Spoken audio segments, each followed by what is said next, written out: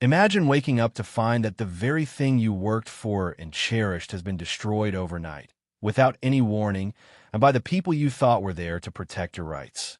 A community association that's supposed to be looking out for everyone decides to take matters into their own hands. They demolished my dock, my bridge, my sanctuary, all because they didn't like it. But they made a big mistake.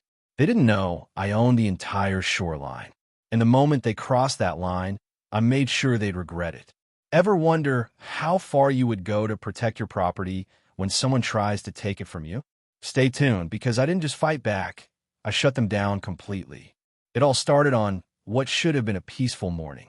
I had just finished my coffee, the sun was rising over the water, and I was enjoying the quiet of my private lakefront property. I've always loved that feeling, the calm, the sense of ownership. You know, the feeling you get when you've worked hard for something and it's yours. My property wasn't huge, but it was perfect. A little cabin, a dock, and a beautiful view of the lake. I bought it to escape the chaos of everyday life, to unwind, and to spend time with my family, fishing, relaxing, and enjoying the simple things. But then, everything changed. I had no idea that the very people who were supposed to help protect the community, the Homeowners Association, HOA, would turn against me. They came after me, and they came hard. They claimed my dock, my bridge, my little slice of paradise was a violation. And not just a warning, no, they destroyed it. They brought in dynamite and blasted it to pieces. All because they didn't think it belonged in their picture-perfect neighborhood. I thought I was dealing with a simple misunderstanding. Maybe they didn't understand the history of my property or the laws that protected it. But I quickly realized it was more than that.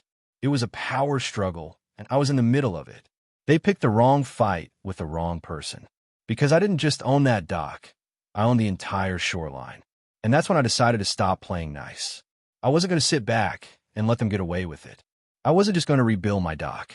I was going to block them from ever using the water again. If they wanted to fight, I was going to give it to them, and they would regret it with a Saturday morning when everything kicked off. The kind of morning I'd been looking forward to all week. The birds were chirping, the lake was as calm as a mirror, and I had just sat down on my porch with a steaming cup of coffee. It was one of those moments when you could forget about everything, work, responsibilities, and the constant buzz of life in the city. I own a modest cabin by Lake Serenity, a place I had poured my savings into for one reason: peace. The property wasn't extravagant by any means, but it was mine. And in a world where everything seemed chaotic, having something to call your own meant the world to me. The dock, which stretched out over the water like a little bridge to my personal piece of tranquility, was the highlight of the property. It wasn't just a dock. It was my space for fishing, thinking, and even just sitting in silence, listening to the water lap against the wood. It was my connection to nature, a place where the weight of the world could just float away. I had never considered the fact that someone else might have a problem with it. But that day, as I sipped my coffee, I noticed something unusual on the doorstep. A letter. Not just any letter, though. This was from the Harmony Lake Homeowners Association. I never paid much attention to them before. Why would I? I wasn't breaking any rules, and I had no intention of becoming involved in their petty complaints. But this letter, this one was different. It looked official, with a thick seal, and the words "violation notice" were printed in big, bold letters. With a sigh, I set my coffee down and walked over to the letter, half expecting it to be a simple reminder of HOA fees or some other triviality. But when I tore it open, I couldn't believe what I was reading. According to this letter, my dock, the one I had inherited when I bought the cabin, was in violation of HOA rules. The notice claimed that my dock was an unauthorized structure extending into the lake. The fine? $500. At first, I thought it was some sort of mistake. Maybe they had mixed up the paperwork, or this was one of those harmless errors that occasionally pop up. I decided to give them the benefit of the doubt, assuming they'd realize the mistake once I spoke to them. But as I stood there reading through the notice again, my frustration started to build. I knew the dock had been part of the property for decades, long before the HOA even existed. Determined to set the record straight, I grabbed the deed to the property. The lakefront dock had been in place since 1978. It wasn't some recent addition that could have slipped through the cracks. I'd researched the property thoroughly before I bought it, and everything had been legal. The deed I held in my hand clearly listed the dock as part of the property. This wasn't some gray area. I had every right to use it as I saw fit. Yet here I was, being told I was in violation. I was furious. How could they possibly claim ownership over something that was mine? The HOA was trying to impose their rules on something that wasn't theirs. I could feel my blood boiling as I thought about how I'd spent years of my life working to build a peaceful retreat, only to have these strangers, who had no connection to my land, tell me how to use it. Before I had a chance to sit down and collect my thoughts, I heard the unmistakable sound of high heels clicking on the wooden planks of my dock. Brianna Whitaker, the HOA president, was walking toward me like she owned the place. Her heels clicked with precision, her business suit immaculate, and her perfectly styled blonde hair seemed to shine in the morning sun. She looked the part of someone who'd been handed authority and was ready to use it. I braced myself for a confrontation. "Excuse me," Brianna called out sharply as she approached. Her tone was cool, condescending. "You need to remove that boat immediately. This is community property, and you're in violation of Section 12B of the homeowner's agreement." I couldn't believe what I was hearing. I took a deep breath, reminding myself that losing my temper wouldn't help. I decided to handle this professionally, showing her the deed to my property. "Actually, this dock is part of my property.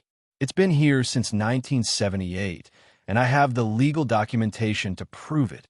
Brianna stopped in her tracks, her eyes narrowing. I could see the gears turning in her head as she tried to figure out how to handle the situation. "That's impossible," she said, shaking her head as if I were mistaken. "The HOA has maintained this dock for years. We've repainted it, replaced the planking. It's our property." I held my ground, showing her the deed again, hoping this would be the end of it. But Brianna wasn't having it. "You can't claim ownership of something the HOA maintains," she said with an air of authority that was borderline insulting. "We've invested thousands of dollars into the upkeep of this dock." I could feel the tension rising. This wasn't just about a dock. It was about power. She wasn't going to let me have something that was mine just because she decided she wanted control over it. And I wasn't about to let her bully me into submission. The conversation went downhill from there. Brianna snapped her binder shut with a loud thwack and pulled out her phone, typing furiously. "You'll be hearing from us," she said, her heels clicking as she walked back down my dock, leaving a trail of expensive perfume and the promise of more trouble. I stood there, seething. I didn't want to escalate things, but I could tell Brianna wasn't going to back down. If she thought she could get away with intimidating me, she had another thing coming. I decided to reach out to a friend, Tina Mitchell, a freelance journalist who had a reputation for investigating HOA corruption. I explained everything to Tina, and she wasn't surprised at all. In fact, she'd been waiting for someone to stand up to Brianna. She'd done her homework on Brianna and knew that the HOA president had been terrorizing the neighborhood for years, using her position to bully residents into following unreasonable rules. Tina's advice was simple: document everything and get ready for a fight.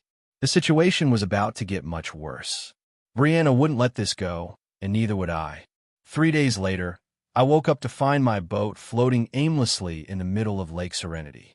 At first, I thought maybe a strong wind or a passing boat had knocked it loose. But when I got closer, I could see the mooring lines had been cut. Clean, precise cuts, like someone had used a sharp object to sever the ropes. The lines weren't frayed. They had been deliberately damaged. My blood ran cold as I stood there, holding the severed ropes in my hands. This wasn't just an accident. Someone had targeted my boat, someone who was clearly trying to make me pay for not bowing to their will. Brianna wasn't just a bureaucratic annoyance anymore. She had crossed the line. She was willing to commit crimes to get her way. I spent the rest of the morning documenting everything. I photographed the damaged boat, measured the gash in the side, and made note of the exact times and observations. The damage was real, and so were the costs. The repair bill came to $200, money that I shouldn't have had to spend. But that wasn't the point. The point was Brianna had no right to tamper with my property, and I was going to make sure she paid for it. That night, I called Tina again. She was ready to help. Together, we put a plan in motion. It was time to take this fight to the next level. This wasn't just about the dock or the boat anymore. It was about making sure Brianna didn't get away with this. She had no idea who she was messing with. The day after the boat incident, I knew something had to change. I wasn't just going to sit back and let Brianna and her HOA friends walk all over me. The sabotage of my boat was the last straw. They'd crossed the line, and now it was time to push back with everything I had. But I knew I couldn't do it alone. This was going to require more than just a few angry words or a strongly worded letter. I needed a plan, something that would expose Brianna's overreach and ensure that the neighborhood saw exactly who she really was, a tyrant with too much power and too little regard for the law. I called Tina Mitchell again. She had already been a huge help, but I knew we were getting into something deeper. This wasn't just about one dock or one boat. Brianna had made it personal, and now I had to make sure she would regret it. Trevor, Tina's voice crackled through the phone. What's your plan? We can't let her get away with this. Not after everything she's done. I rubbed my face, trying to think through the anger that was clouding my mind. I don't know yet, Tina, but I'm not just going to sit here and wait for her to target me again. I need something that will put her on notice, something that shows her that I'm not afraid to fight back. Tina was silent for a moment, clearly thinking. Well, I've been looking into Brianna. It turns out she's got a bit of a reputation around here. It's not just you. She's been going after people for years, using the HOA to push her own agenda. But the thing is, she's got some skeletons in her closet. I've been talking to some neighbors, and they've got stories. That caught my attention. Skeletons, huh? What kind of skeletons? Tina's voice dropped to a whisper. I'm not saying this to scare you, but I found some patterns. Brianna's been using HOA funds for personal expenses, like spa visits, vacations, even expensive dinners with people who don't live in the neighborhood. She's been skimming off the top and using the HOA as her personal piggy bank. I think if you expose that, it might just be the leverage you need. I could feel my heart start a race. This was the kind of ammunition I needed. If I could prove that Brianna had been using the HOA funds for personal gain, it would be hard for anyone to take her seriously. The community wouldn't stand for that kind of abuse. Not when they realized what was really going on. We need evidence, I said firmly. And I know just where to look. Tina agreed, and we spent the next few days combing through public records and talking to neighbors who had also been victims of Brianna's overreach. The deeper we dug, the more we uncovered. Brianna's personal expenses had been slipping through the cracks of the HOA's budget for months, even years. There were receipts for expensive dinners, resort weekends, and spa treatments, all charged to the HOA's account. And there was more, a lot more. The HOA's finances were a mess, and it was clear that Brianna had been siphoning off money to fund her own lifestyle. I spent hours at the local government office, poring over documents. The more I uncovered, the angrier I got. I wasn't just fighting to get my dock and boat back. I was fighting for the truth, fighting for the community that had been taken advantage of for too long. But I wasn't done yet. I still had one more ace up my sleeve. On a hunch, I decided to dig into Brianna's background. She'd always carried herself like she was untouchable, like she had everything under control. But as I dug deeper, I found something that made my blood run cold. Brianna had been the president of the HOA for over 5 years, and during that time, there had been multiple incidents of shady behavior. But there was one thing that stood out above everything else: the HOA's financial instability. The association had been consistently running at a deficit for years, and Brianna had always been the one to justify the increasing dues. She'd claimed that the HOA needed more money for community improvements, but I had a feeling that wasn't the whole truth. I found documentation showing that funds were often funneled into personal accounts. The more I pieced it together, the clearer it became that Brianna had been using the HOA's money for her own personal benefit, while manipulating everyone else into paying for her luxury lifestyle. I knew this was it, the turning point. I had the evidence I needed to not only fight back, but to bring her down. I had to act fast. I needed to expose everything. With my evidence in hand, I took a deep breath and called Tina. I'm ready. It's time to make this public. We need to blow the lid off of this thing before she could do any more damage. Tina didn't hesitate. I've been waiting for this moment. Let's take her down. We worked quickly to put together a plan. Tina would write a detailed article exposing Brianna's abuse of power, and I would make sure it was distributed far and wide. We needed the community to see just how corrupt Brianna really was, and we needed to make sure the media picked up the story. I contacted a few local news outlets, promising them the scoop of a lifetime. This wasn't just a neighborhood dispute. This was about accountability. This was about standing up to people who thought they could use their power to bully others. By the time Brianna realized what was happening, it was too late. The story went viral. News crews started showing up at my cabin. The neighborhood's dirty little secrets were exposed for the world to see, and Brianna's carefully constructed image as the perfect HOA president began to crumble. It was only a matter of time before the community turned on her. The people she'd manipulated, the ones she'd driven out or bullied into submission, were ready to stand up. Brianna wasn't the only one who had something to lose. I wasn't just fighting for my property anymore. I was fighting for every single person who'd been intimidated into silence. I walked out onto my dock that evening, looking out over the lake as the sun began to set. The water was still, and I felt a sense of calm wash over me. But underneath that calm, I knew something big was about to happen. Brianna had picked the wrong person to mess with, and now it was time to make sure she regretted it. This was no longer just about a dock, a boat, or some petty HOA rule. This was about justice, and I was going to see it through, no matter what it took. The day I'd been preparing for arrived faster than I anticipated. After weeks of gathering evidence, carefully planning, and consulting with Tina, I finally had everything I needed to take Brianna down. The neighborhood was buzzing with rumors. Word had spread about the story I was about to release, and people were starting to take sides. Some were already supporting me, eager to see the tyrannical reign of Brianna Whitaker end, while others, who were still loyal to her, couldn't fathom the truth. That afternoon, the local news station arrived, eager to cover the story. I stood at the edge of my dock, the sun low on the horizon, reflecting off the still waters of Lake Harmony. I wasn't nervous.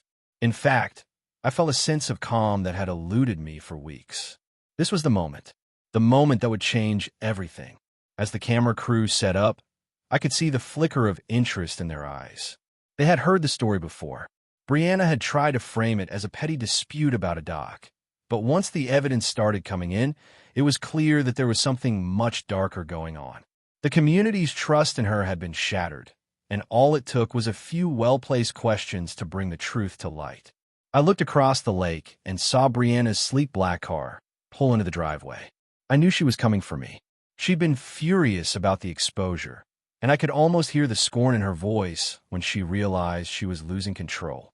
I could feel the air grow tense with anticipation. She would come down here, prepared to defend her position, to try and salvage whatever shred of authority she had left. I wasn't intimidated. Brianna was no longer the untouchable HOA president. Today, she was just a person desperate to hold onto her power. As Brianna marched toward my cabin, she was dressed in her usual business attire, expensive suit, immaculately styled blonde hair, and a face set in stone. Her sharp heels clicked against the wooden deck, each step echoing with confidence, but I could see the crack in her armor. Her eyes were wide with disbelief, and her lips were pressed into a thin line. I walked toward her, taking slow, deliberate steps. I knew she would try to argue, to make excuses, but I was prepared for everything. This time, I wasn't backing down. "Trevor," she called as she reached the edge of my dock. "This is a huge mistake. You made a public spectacle out of nothing. A simple violation of HOA rules shouldn't have escalated to this level. You've humiliated me and the entire community." I let her speak, watching as she tried to control the situation, but I wasn't having any of it. I knew this wasn't just about a violation anymore. It wasn't even about my boat. This was about power, hers versus mine. And today it was going to be my turn. "You've humiliated yourself, Brianna," I said, cutting her off. "You spent years bullying people in this neighborhood. People who trusted you, who followed the rules, only to have you misuse your power for personal gain. You've been lying, using HOA funds for things that benefit only you. How many people have you driven out with your tactics?" Her eyes flickered with anger, but she wasn't ready to back down just yet. You don't know what you're talking about. Those claims are nothing but accusations. I've been a devoted president to this community. You're just angry because I've been doing my job, trying to make this neighborhood better. I shook my head. Better? Brianna, you've been tearing this place apart. You've forced people to pay ridiculous fines, made their lives miserable for the smallest of things. You've played the role of the righteous leader, but you've been stealing from this community. And now, the truth is coming out.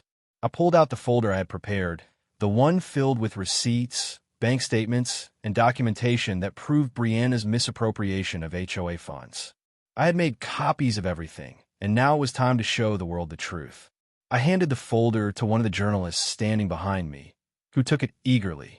Brianna's face went pale as she saw the stack of evidence. "Do you really think you can get away with this?" she demanded, her voice trembling now. "The community will never believe you. I've been a good president. This is just your word against mine." I smiled. "You're wrong, Brianna. It's not just my word. It's the truth, and people are starting to see it." I turned to the reporters, who were already flipping through the papers. They had the full scope of the story now. The documentation of Brianna's financial abuse, the blatant misuse of HOA funds, and her attempts to cover it all up. It was all there for anyone to see. The atmosphere shifted, and Brianna's confidence began to crumble. She took a step back, her voice shaking. "You can't do this. You're ruining everything. This is not the way things should be handled. You think you're so clever, but you'll never win this battle." "You're right about one thing," I said, my tone low but firm. "This isn't the way things should be handled." "But you made it personal, Brianna. You didn't just go after my boat or my dock.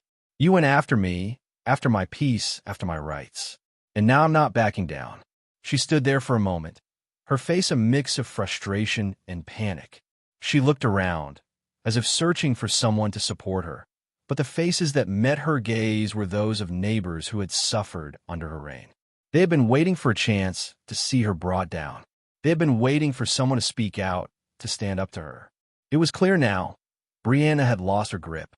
The people who had once been afraid of her were now watching her every move, and they weren't going to let her control them anymore. "You've lost, Brianna," I said, my voice calm now, knowing that I had the upper hand. "This community is done with your games, and I'm going to make sure the truth is heard loud and clear." She opened her mouth to say something, but the words faltered on her lips.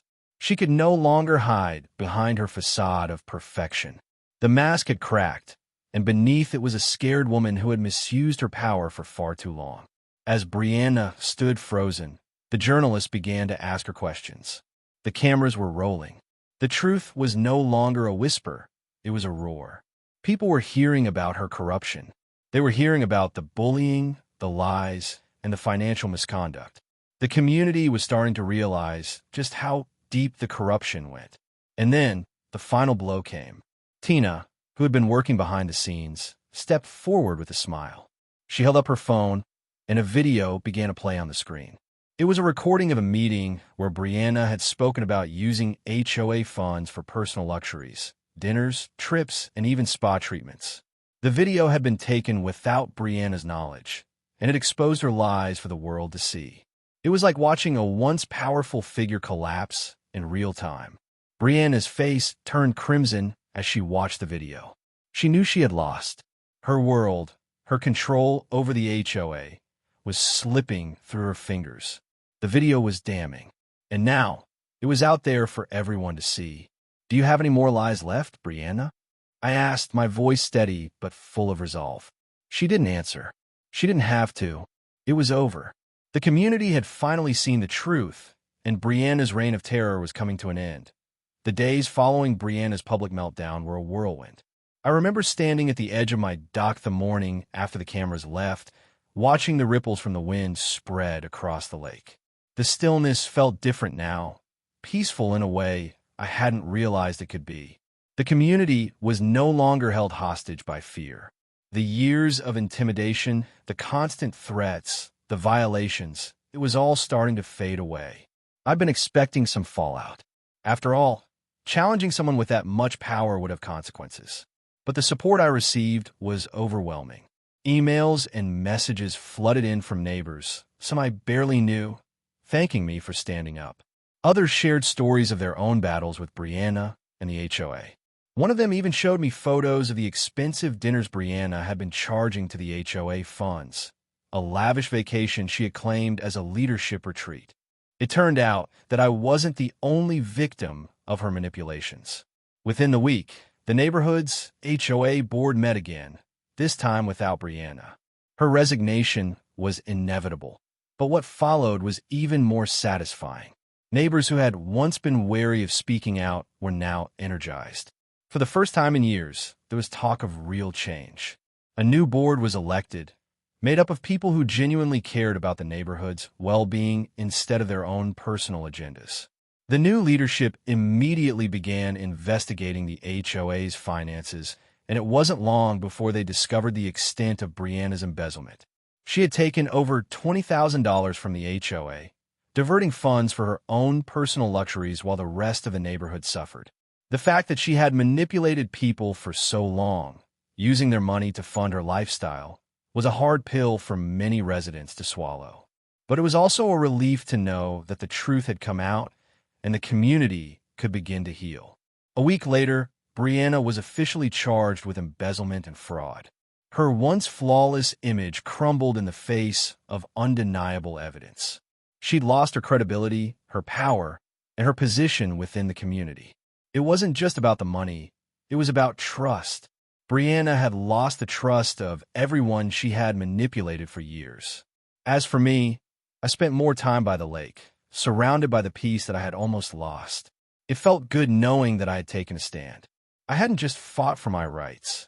I had fought for everyone who had been silenced by Brianna's reign of terror. It wasn't about vengeance anymore. It was about justice, fairness, and reclaiming a community that had been stolen from its residents.